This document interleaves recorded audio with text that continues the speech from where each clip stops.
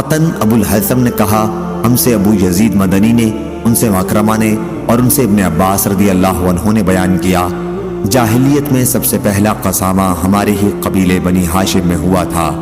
بنو ہاشم کے ایک شخص عمرو بن علقمہ کو قریش کے کسی دوسرے خاندان کے ایک شخص خداش بن عبداللہ عامری نے نوکر پر رکھا۔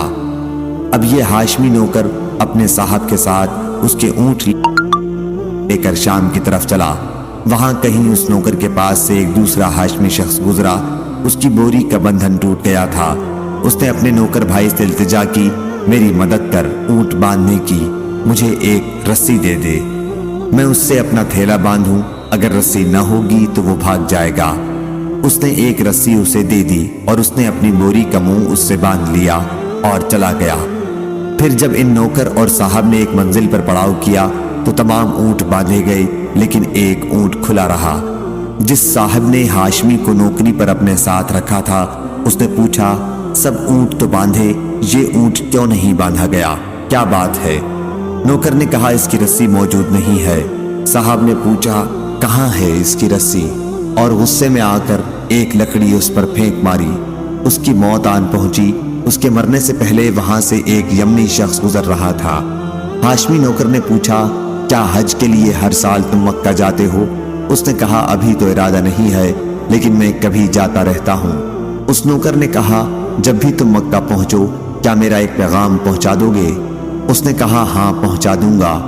اس نوکر نے کہا کہ جب بھی تم حج کے لیے جاؤ تو پکارنا، اے قریش کے لوگوں، جب وہ تمہارے پاس جمع ہو جائیں تو پکارنا، اے بنی ہاشم، جب وہ تمہارے پاس آ جائیں تو ان سے ابو طالب کا پوچھنا اور انہیں بتلانا کہ فلاں شخص نے مجھے ایک رسی کے لیے قتل کر دیا۔ اس وصیت کے بعد وہ نوکر مر گیا۔ پھر جب اس کا صاحب مکہ آیا تو ابو طالب کے یہاں بھی گیا۔ جناب ابو طالب نے دریافت کیا ہمارے قبیلے کے جس شخص کو تم اپنے ساتھ نوکری کے لیے لے گئے تھے اس کا کیا ہوا؟ اس نے کہا کہ وہ بیمار ہو گیا تھا، میں نے خدمت کرنے میں کوئی کسر نہیں اٹھا رکھی، لیکن وہ مر گیا تو میں نے اسے دفن کر دیا۔ ابو طالب نے کہا کہ اس کے لیے تمہاری طرف سے یہی ہونا چاہیے تھا۔ ایک مدت کے بعد وہی یمنی شخص جسے ہاشمی نوکر نے پیغام پہنچانے کی وصیت کی تھی موسم حج میں آیا اور آواز دی، اے قریش کے لوگوں، لوگوں نے بتایا کہ یہاں قریش ہیں۔ اس نے آواز دی اے بنی ہاشم، لوگوں نے بتایا کہ بنی ہاشم یہ ہیں۔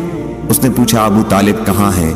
لوگوں نے بتایا تو اس نے کہا کہ فلاں شخص نے مجھے ایک پیغام پہنچانے کے لیے کہا تھا کہ فلاں شخص نے اسے ایک رسی کی وجہ سے قتل کر دیا ہے۔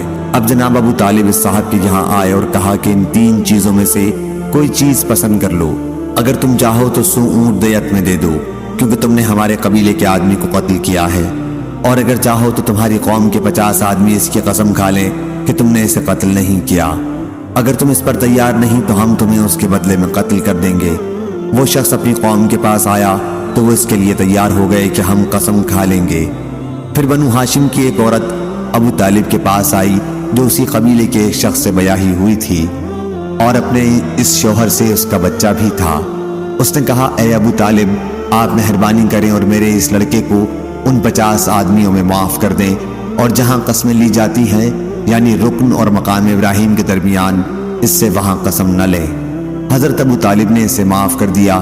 اس کے بعد ان میں کا ایک اور شخص آیا اور کہا اے ابو طالب، آپ نے 100 اونٹوں کی جگہ 50 آدمیوں سے قسم طلب کی ہے، اس طرح ہر شخص پر 2 اونٹ پڑتے ہیں، یہ اونٹ میری طرف سے آپ قبول کر لیں اور مجھے اس مقام پر قسم کے لیے مجبور نہ کریں جہاں قسم لی جاتی ہے۔ حضرت ابو طالب نے اسے بھی منظور کر لیا۔